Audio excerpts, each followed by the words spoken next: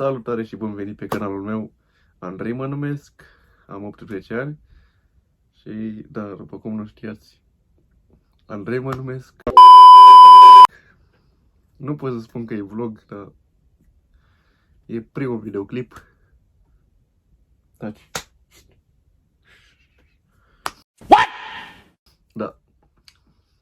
Da, și e primul vlog de pe acest canal și n-am nicio idee.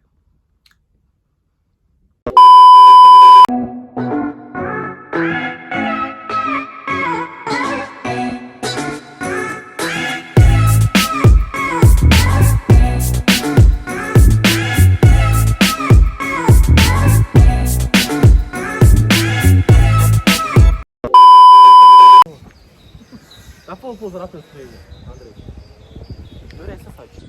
Suntem aici cu ai mei, în Franța, mai exact în Coniac, la acest hotel frumos.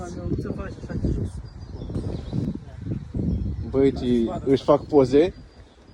El e Darius. El e Adi. Ia mă, cum mai știi poza? Tot iPhone e baza. Tot iPhone e baza, nu? Zi-mă adevărat.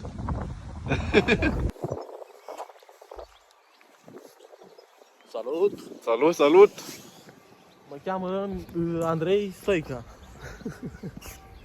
Pe tine? Andrei Stelia. Pe mine? Mircea Bravo. Tăiați.